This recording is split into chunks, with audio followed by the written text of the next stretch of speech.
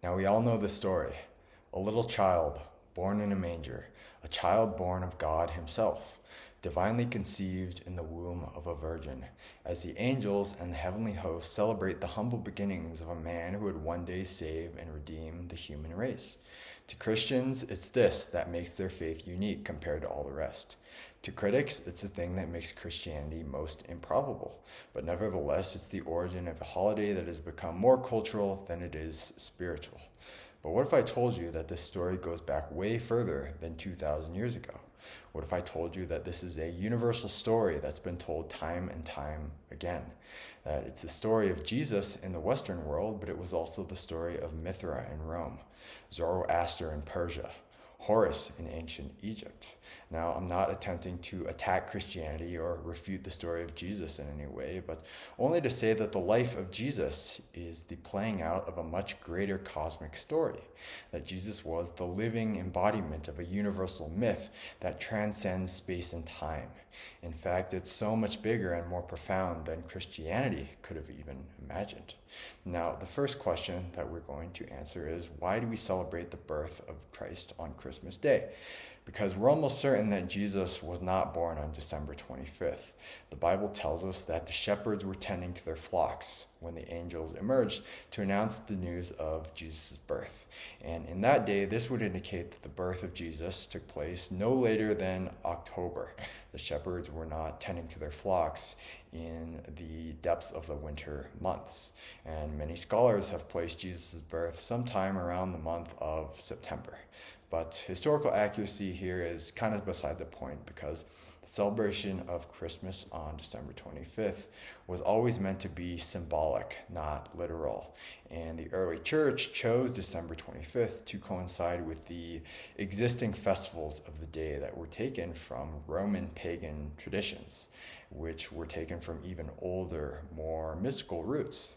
What we need to understand is that in religion, the central figure, the spiritual life giver, is always depicted in the image of the sun, the physical life giver.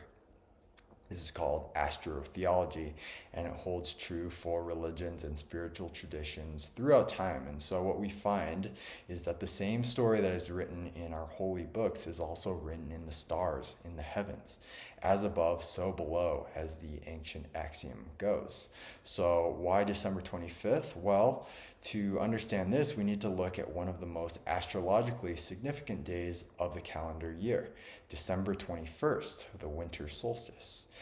In the northern hemisphere, this is the peak of winter, the shortest day of the year, or the longest night. If we observe the sun, it will appear to drop to its lowest point in the sky on the solstice, where it will stay for the next 3 days, the 22nd, the 23rd, and the 24th, at which time the sun begins to move north again for the coming summer months. In other words, it was said that the sun was resurrected or reborn on this day, resurrected on the third day. We, of course, celebrate the Feast of the Resurrection, the time of life and prosperity and harvest, at the spring equinox, or Easter. But the idea of Christmas goes something like this. The sun, the light of the world, comes to rescue the people when the darkness is greatest, the winter solstice. And on the eve of December 24th, the constellation of Virgo, the Virgin holding a bushel of wheat, rises over the horizon at midnight. At this time, the 3 stars of Orion's belt, known as the Magi, or the 3 wise men, point directly to the eastern horizon, where the son will be born of a virgin in the house of bread, or Bethlehem. And all who understand what is happening rejoice, because the Savior is born when the world needs him most, at a time of great darkness, to give life to a planet that has been overcome by the forces of darkness. Now, the virgin birth, what's with this? One of the most elusive of the mystical teachings, and it comes back to the use of the masculine and the feminine principles in the Bible. Most religions and spiritual teachings that predated the Judeo-Christian tradition depicted God as a feminine force. God was the divine womb that held all creation. It was sort of this earth mother.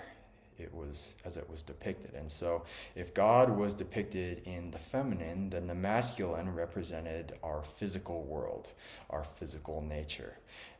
The Hebrew writers, on the other hand, chose to split from this tradition.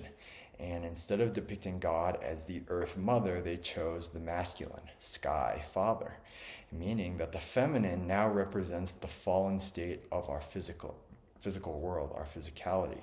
And this is why the Bible has people up in arms about gender inequality, saying things like the female is subordinate to the male, that a woman must be lifted up and married to her man. Originally, this had nothing to do with gender. It was all about the feminine and the masculine polarities.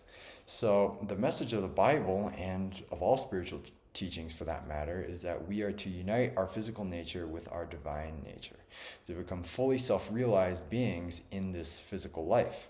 And in order to do this, we're given a set of very basic teachings by our religions.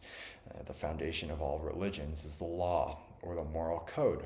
Learning to live a pure and undefiled life is the beginning of all true spiritual self-actualization. We must build the moral and the ethical foundations and begin evolving ourselves on a physical, a mental, and emotional level before we are ready for the deeper esoteric teachings. And our physical and mental aspects, of course, are represented by the feminine. And so in the imagery of the Bible, it is said that we must purify ourselves through upright living. We must prepare ourselves as the bride of Christ, at which point we are said to be pure as a virgin, physically and mentally prepared to recognize our higher spiritual nature. And so at this point, we are now fully prepared to merge our physicality with our divinity. The Spirit of God, the masculine, can now impregnate the worldly person of the flesh, the feminine. This is the divine union, the sacred marriage in which the two become one flesh. As we unify these two polarities, the masculine, feminine, the light, dark, the yin, yang, within ourselves, we transcend this human state of duality. We cease to see the world in black and white, and we see only love, only perfection, only oneness, only God. And this is what we call unity consciousness or Christ consciousness. You recognize your own divinity and the divinity of every other person. In other words, you are now an awake, eternal spiritual being inhabiting a body, one who has been born from the flesh of a mere mortal, you and me. And this is the inner initiatory meaning of the Immaculate Conception. It is, as St. Paul said in the book of Colossians, it is the Christ in you that is the hope of glory. This is the message that Jesus was trying to share with all of us. His original message before it was kind of hijacked by the church is that I am the Son of God, but so are you. He says, is it not said in your scriptures that you are God's sons and daughters of the Most High? Jesus says in John chapter 14, verse 12, that if you truly believe, if you truly recognized who you were, you would do all the things that I have done and even greater things than me. And you would see that heaven is not this place that's far off in the sky above the clouds, but it is a state of consciousness. It's a state of perception that lies within each of your hearts, right here, right now.